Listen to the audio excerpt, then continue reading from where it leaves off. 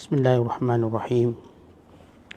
Assalamualaikum warahmatullahi wabarakatuh. Alhamdulillahi rabbil alamin. Wal aqibatu lil muttaqin wa la udwana illa 'alal zalimin. Asyhadu an la ilaha illallah wahdahu la syarikalah wa asyhadu anna Muhammadan abduhu wa rasuluh. Allahumma salli wa sallim wa barik ala sayyidina Muhammad wa ala alihi wa sahbihi ajma'in wa ba'du. Wa qala al-musannifu rahimahullahu ta'ala wa nafa'ana Allahu bihi wa bi'ulumihi fid darain amin. Telah berkata Imam al-Allamah Abdul Qasim Abdul Karim bin Hawazin al-Kushairi, semoga Allah Ta'ala merahmatinya dan kita mendapat manfaat serta barakah ilmunya. Talq Ibn Habib menjelaskan, takwa adalah bertindak sesuai dengan ketundukan kepada Tuhan melalui petunjuknya, dan pada saat yang sama takut kepada hukumannya. Abu Hafs mengatakan, takwa adalah sikap seseorang membatasi dirinya kepada hal yang jelas diperbolehkan. Hanya itu. Abul Husain Az-Zanjani menyatakan, dia yang mempunyai kekayaan yang paling besar adalah takwa. Berani telah memperoleh keuntungan yang tidak boleh dituturkan dengan kata-kata. Al-Wasiti menegaskan, takwa adalah sikap seorang menjauhi ketakwaannya. Artinya menghindari kesedaran akan takwanya. Muslimin dan muslimat sedang penonton yang dirahmati Allah sekalian, masih lagi kita mendengar dan memahami kata-kata ulama tentang takwa. Kerana setiap para alim ulama melihat takwa itu pada sudut kehidupan mereka dan pada ilmu mereka. Kerana itu kita lihat definisi takwa itu pelbagai dan berbeza. Tetapi perbezaannya menuju kepada sesuatu yang sama, iaitu hubungan dengan Allah Ta'ala, memperbaiki, memperelokkan. Seolah-olah asas takwa itu walau berbagai definisi ialah bagaimana kita memperbaiki hubungan dengan Allah. Siapa yang bersungguh-sungguh memperbaiki hubungan dengan Allah, dia sedang melakukan perkara atau dia sedang memperkuatkan takwanya kepada Allah. Kita lihat apa kata Talq bin Habib, seorang ulama tabi'in daripada Basrah yang meninggal tahun 100 Hijriah. Ketika mana beliau mendefinisikan takwa, kata beliau, takwa ialah bertindak sesuai dengan kehendak Allah. Sebab itu Hasan Basri berkata, semoga Allah merahmati seorang yang bila dia punya kehendak, dia berhenti seketika. Kalau ia adalah perkara yang Allah Ta'ala redha, amdha, maka dia akan buat. Kalau ia bukan perkara yang Allah redai, fatarakahu, dia akan tinggalkan. Artinya, bila kita lihat kata-kata Talq dan kata-kata Hasan al-Basri, makna sama. Bila Talq bin Habib berkata, takwa itu bertindak sesuai dengan perintah Allah. Maksud sesuai, mesti menuruti perintah Allah. Akhirnya disebut oleh Hasan Basri, bila kita ada niat sesuatu, kita berhenti sekejap. Baik, niat hari ni, kita nak belanja kawan makan. Itu niat kita. Berhenti sekejap. Supaya kita buat ni, Allah perintah tak? Oh betul, Nabi cakap sebaik-baik amalan memberi makan pada orang. Maka kita teruskan. Hari ni kita niat kita nak berbalah dengan orang. Kita pun berhenti seketika. Ini Allah suruh tak berbalah ni? Oh tidak, kita pun meninggalkannya. Begitu cara kita melazimi diri kita untuk bertakwa kepada Allah Ta'ala. Dan kata lagi seorang ulama namanya Abu Hafs, takwa itu ialah kita membatasi diri kita pada perkara yang dibolehkan secara jelas. Maknanya yang syubhah-syubhah yang tak berapa jelas jangan buat. Sebab itu kata para sahabat, kami meninggalkan 9/10 daripada perkara yang harus bimbang ia terjebak dalam perkara yang haram.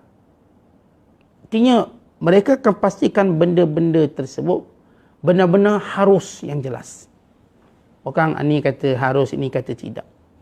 Bukan mereka tidak suka melakukan perkara yang bersifat khilaf. Artinya ada pandangan ulama kata boleh, ada kata tak boleh. maka keluarlah satu kaedah yang masyhur, al-khuruju minal khilaf mustahab. Keluar daripada khilaf itu disunatkan. Macam mana contoh kita keluar daripada khilaf? Contoh kita lihat dalam mazhab kita Syafi'i, memadai sehelai, 3 helai rambut untuk dibasuh waktu kita menyapu kepala. Tapi dalam mazhab Malik, ia mesti 1/4. 1/4. Dan mazhab Abu Hanifah, dia seluruh kepala.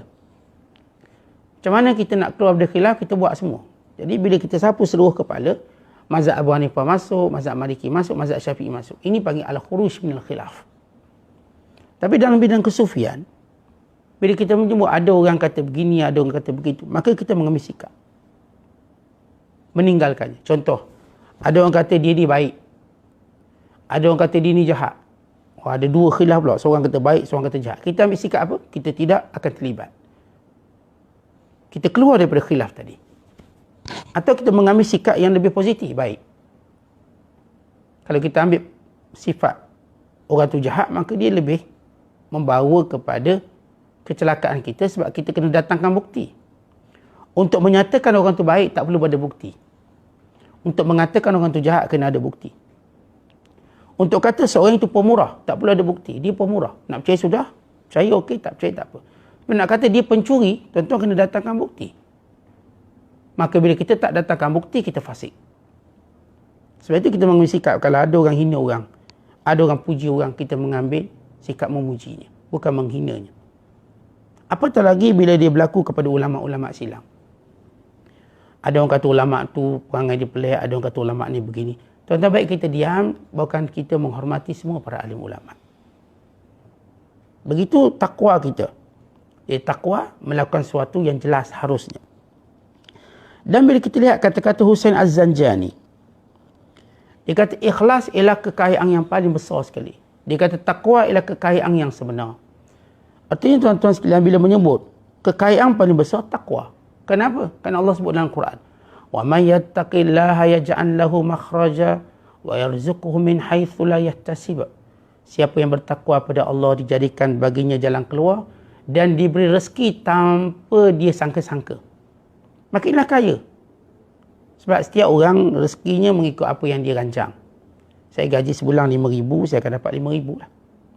Saya biasa meniaga, average dapat 10,000 sebulan, 10,000. Tiba-tiba datang rezeki yang tak disangka, di luar daripada kawalan dia. Maka dia menjadi orang kaya yang mengejut. Oleh sebab itu sebenarnya, kaya yang besar, yang benar-benar kaya, takwa. Kan itu tuan-tuan jangan bimbang, bila kita mewasiatkan anak-anak kita bertakwa, sebenarnya dia menghimpunkan seluruh kekayaan dunia dan kekayaan akhirat. Saat saya nak pesan anak saya suruh simpan duit banyak-banyak, biar dia jadi kaya, tak susah. Tak payah pesan macam tu. Pesan dia bertakwa pada Allah. Kerana bila kita berpesan pada anak-anak kita, cucu cicit kita takwa, sebenarnya kita telah mewariskan kepadanya kekayaan yang sebenar. Tapi kalau kita cuma pesan, belajar sungguh-sungguh, nanti gaji 10,000.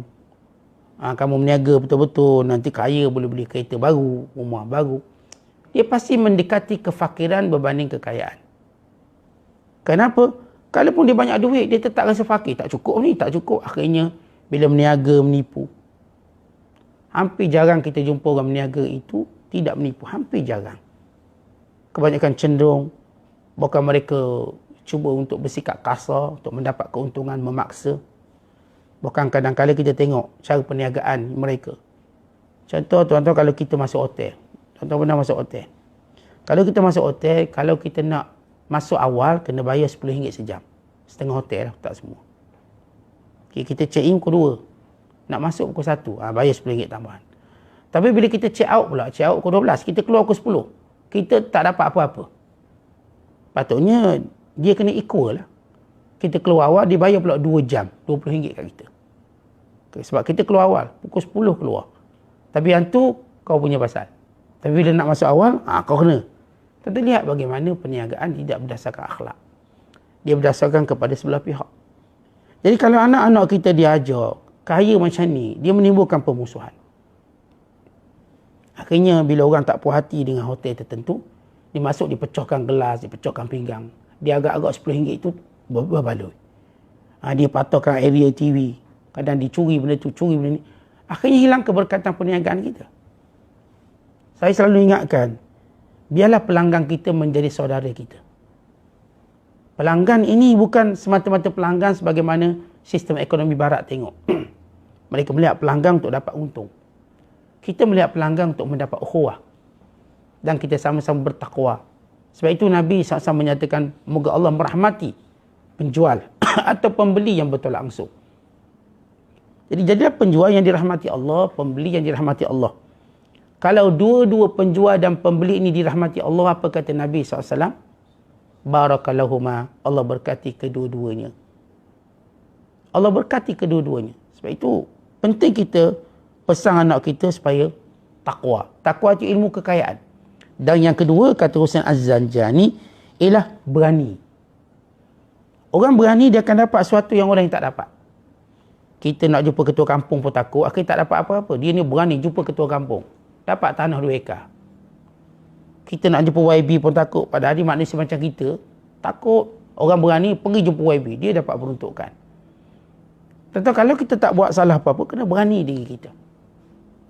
Yang menjadikan kita hilang.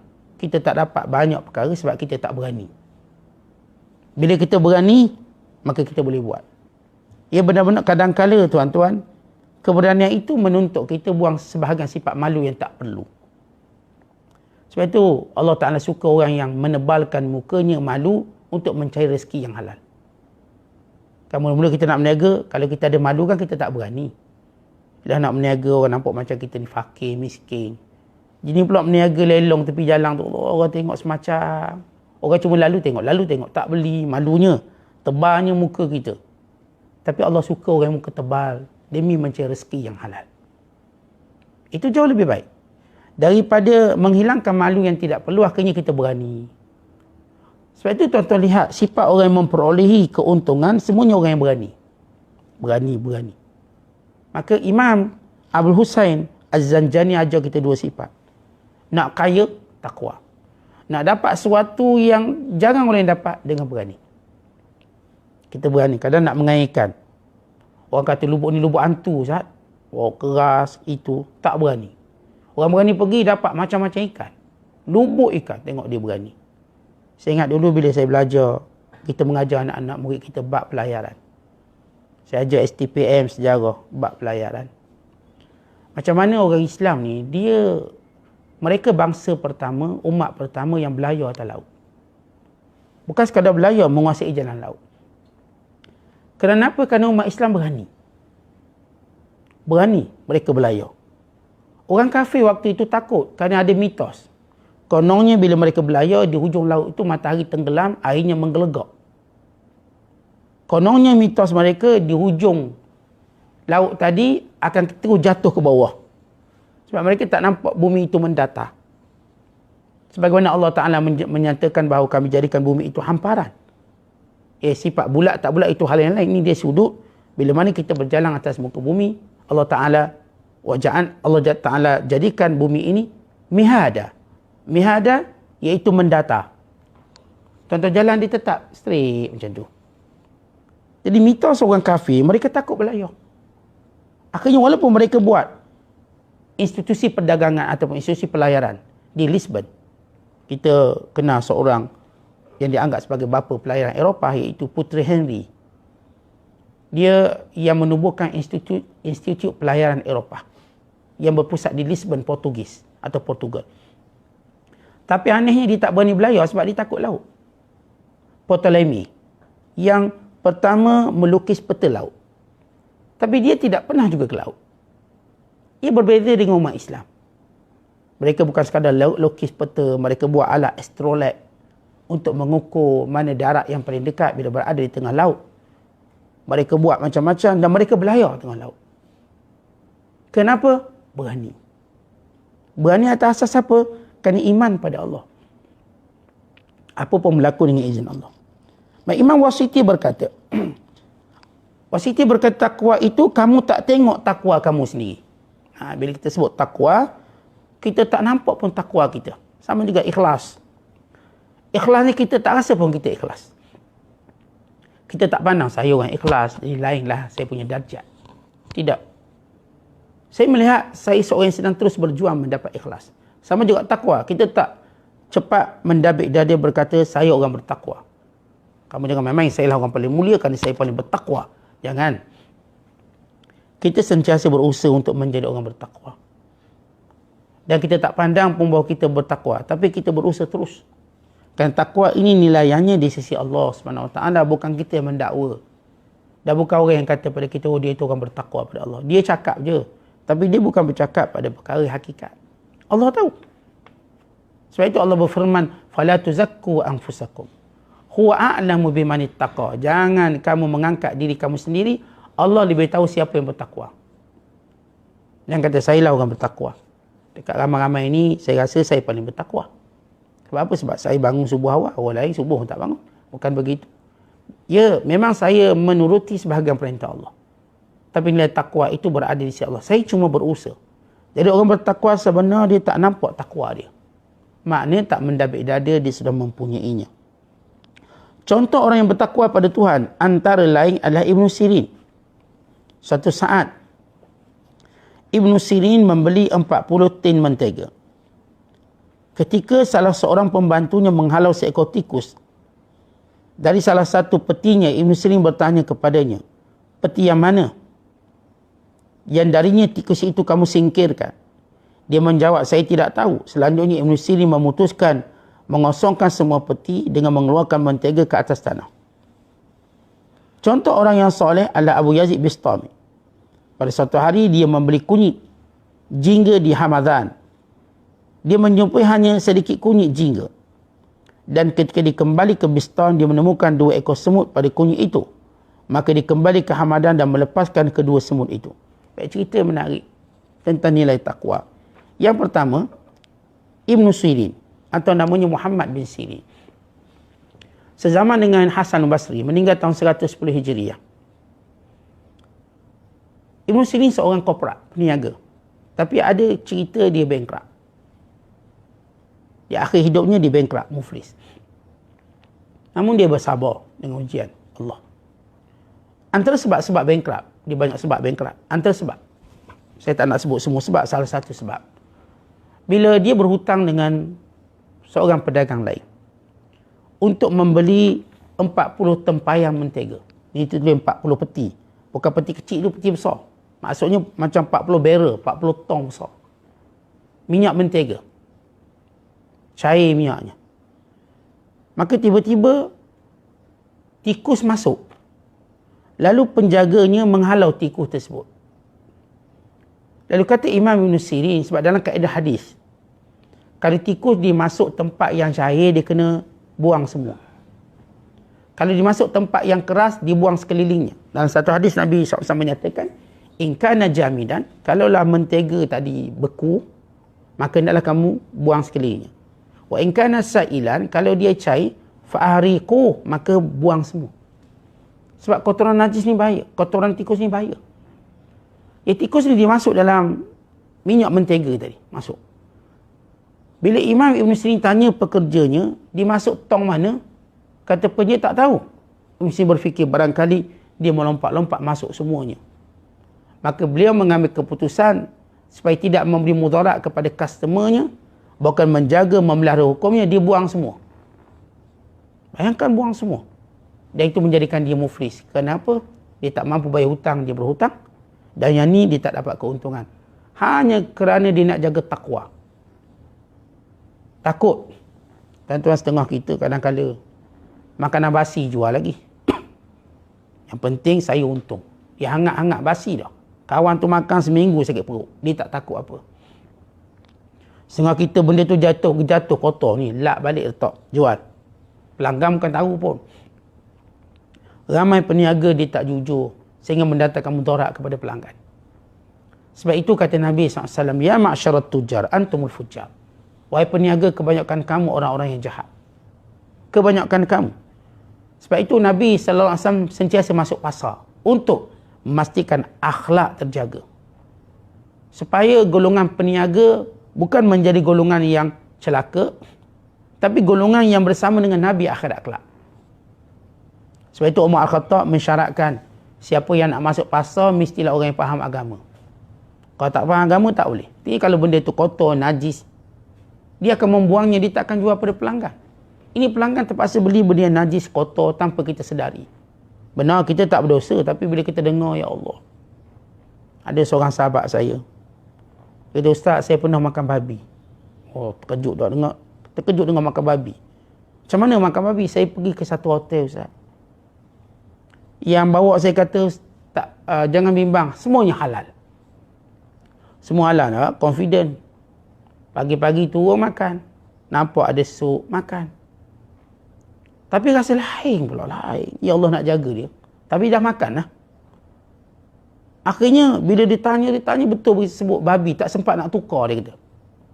Dia punya mengamuk, marah. Dia tak berdosa. Tapi orang bertakwa. Walaupun buat silap tak sengaja, bukan salah dia, dia tetap memarahi dirinya. Akhirnya bermula itu dia tak berani makan mana-mana hotel. Walaupun dijamin kata halal oleh orang bukan Islam. Kalau orang bukan Islam, masuk dia halal tu lain. Kita orang Islam melihat halal tu lain. Orang kafir setengah kata bila halal ni disebut no pork. Tak ada babi, itu halal. Dan setengah faham bila tak sembelih. Jadi babi tadi kami sembelih. Jadi halal. Itu kefahaman. Saya ingat ada sahabat saya, dia duduk dekat Miri, Sarawak. Dia cerita pada saya. Dia beli ayam di pasar Miri. Tengok ada seorang tokenya tokek kafir. Tapi ada pembantu Indonesia. Maka dia kata, Pak, jangan bimbang, saya yang sembelih ayamnya. Maka kawan saya ni beli. Dia terhad. Lama dia pergi pasar, Islam Indong tu dah tak ada. Dia tanya, tokek, mana?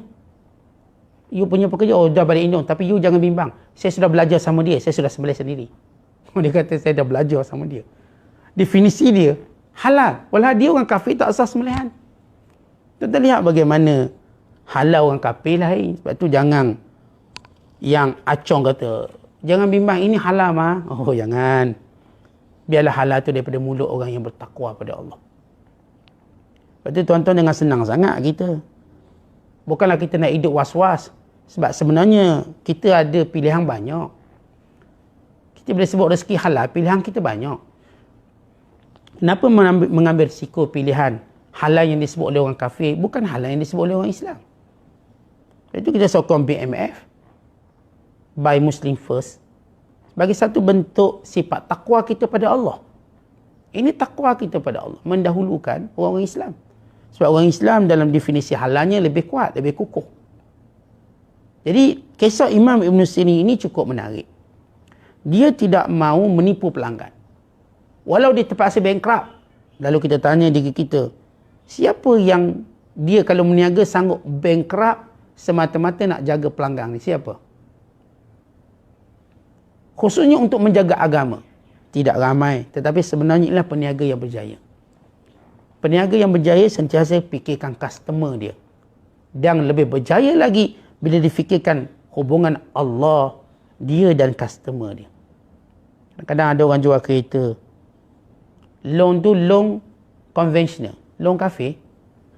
Sebagai orang Islam, dia nasihat orang Islam, cik patut pohon loan Islamic loan. Oh dia mahal lah, bla bla. Betul dia mahal, tapi dia halal cik. Cik bawa kenderaan ni macam bawa keranda lah. Kalau cik mati dalam kenderaan ini, cik sudah berusaha mencari yang halal. Tapi kalau cik mati dalam kenderaan ini, daripada loan yang haram, bagaimana kita nak jawab? Oh ini peniaga yang jujur. Tak kira saya nak buat loan konvensional. Kalau macam tu bukan dengan saya lah. Saya tak akan proceed. Cik boleh jumpa orang lain. Saya tak akan proceed. Itu tak haram. Dia tahu dia rugi ni. Tak dapat 1,000, 2,000. Tapi ini prinsip. Inilah takwa pada Allah. Sampai peringkat takwa tadi tuan-tuan, kita tak peduli kita rugi. Inilah orang bertakwa. Tapi kalau antara dunia akhirat kita bertukar, ambil dunia juga, kita tak bertakwa. Saya tetap memilih akhirat daripada dunia. Dan satu lagi kisah Abu Yazid Bistami. Dia beli kunyit. Oh ceritanya lebih menarik. Di satu tempat, tiba-tiba dia nampak ada semut 2 ekor melekat. Dia pulang semula ke tempat itu hanya untuk membebaskan semut tadi. Kenapa? Dia bimbang dia telah memisahkan semut ini daripada kawanan dia. Tuan-tuan lihat, benda tu nampak kecil, tapi demikian orang bertakwa sentiasa melakukan perkara unik dalam hidupnya. Orang bertakwa, kalau kita tengok, kalau benar takwanya pada Allah, dia mula buat benda-benda yang unik. Orang kata pelik gila, bukan. Itulah yang menjadikan kisahnya dirakam oleh sejarah. Sebab dia buat benda yang lain daripada orang lain buat. Dan benda tu bila difikir balik, luar biasa. Kalau kita baca tentang hadis-hadis menganiaya binatang. Dan contoh Abu Daud dan lain-lain. Bila ada sahabat Rasulullah ambil anak burung. Lalu burung ibunya datang berpusing atas kepala Nabi SAW. Nabi kata, siapa yang menyakiti burung ini dengan mengambil anaknya? Sahabat kata, saya Rasulullah. Nabi kata, pergi pun hantar balik. Kemudian Rasulullah menyebut bahawa tidak halal orang Islam memisahkan anak daripada ibunya, walau binatang. Tak boleh pisahkan anak daripada ibunya, walau binatang. Lihat tuan-tuan, orang bertakwa pada Allah. Tak ada fikirnya dia nak ambil anak burung. Semata-mata dia nak bela, sedangkan ibu dia ada. Anak ambil sekali, ngemok dia sekali, tak apa. Di situ orang bertakwa, dia fikir. Dia ceritakan bahawa Abu Darda radhiyallahu ta'ala anhu, dia tuan-tuan bila tengok semut berjalan, dia pecahkan roti untuk diberi makan semut. Sampai peringkat, ya, kalau kita baca hadis tentang yang memberi minum pada anjing masuk syurga, demikian lagi semut. Semut lagi mulia pada anjing. Sebab semut disebut dalam hadis, dia bertasbih. Dia memohon ampun pada Allah, kepada penuntut ilmu, kepada orang yang belajar, kepada orang yang mengajar. Maka ini kelebihan semut. Kemuliaan dia. Maka, jadi orang bertakwa ni tuan-tuan sekalian, akan ada perkara unik dalam amalan dia. Abu Hanifah tidak pernah mahu berteduh di bawah kerindangan pohon milik orang yang berhutang kepadanya. Dia menjelaskan sebuah hadis menyatakan, siap hutang yang mengembalikan disertai kelebihan adalah riba. Tapi ada satu kaedah. Kullu qardin yajurru naf'an fahuwa riba. Ada setengah kata hadis, tapi ini adalah kaedah.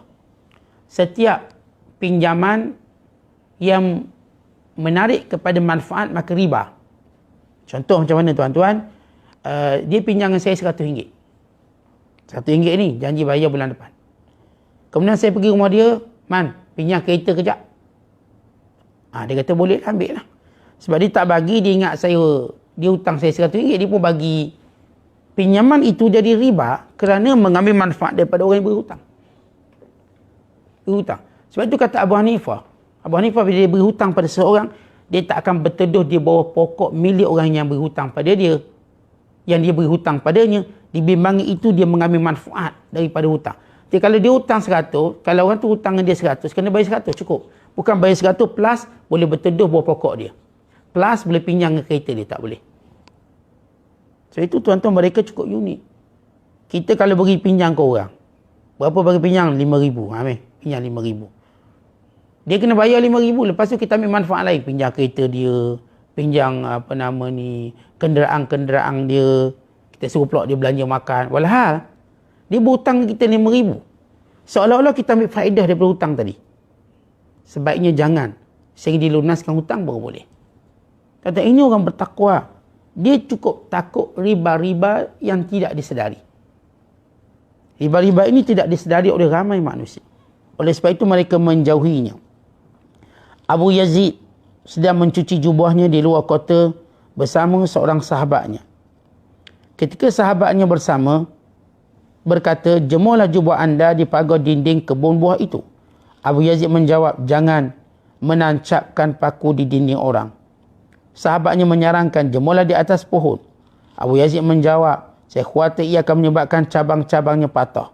Dia berkata, bentanglah di atas rumput. Abu Yazid menjawab, rumput itu makanan haiwan ternak. Jangan kita menutupinya dengan jubah ini. Selanjutnya dia menghadapkan punggungnya, belakangnya ke matahari dan letak jubah di atas belakangnya hingga satu sisi jubahnya menghadap matahari menjadi kering. Lalu ia menghadapkan sisi yang lain ke matahari sehingga kering. Ini satu lagi cerita yang aneh. Tapi ini kesan takwa. Abu Yazid Bistami satu hari dia basuh jubah. Dia nak jemur kat pagar orang, itu pagar orang. Nak jemur kat pokok nanti takut patah ranting. Orang suruh jemur bentang atas tanah. Dia kata nanti rumput tadi rosak. Lembu nak makan, binatang ternak nak makan. Habis dijemur atas belakangnya sendiri. Dia pakai belakang sehingga kering. kemudian ditukar dan kering. Ya, seorang berkata, Ustaz, ini macam hulu lah, melampau. Ini macam, kalau bahasa saya sebut, menebeng sangat. Berdoa lah lu macam tu. Tuan-tuan sekalian, pertama, apa yang orang buat, kita tak boleh salahkan dia. Dia tak suruh kita buat macam tu. Dia nak buat macam tu. Kalaulah dia contoh, dia tak nak tidur malam. Kita berdoa lah lu tak tidur malam. Tidurlah. Tak, itu hal dia. Dia tak nak tidur. Itu hal dia lah. Dia pula tak kata kat kita, kau jangan tidur malam. Dia tak marah.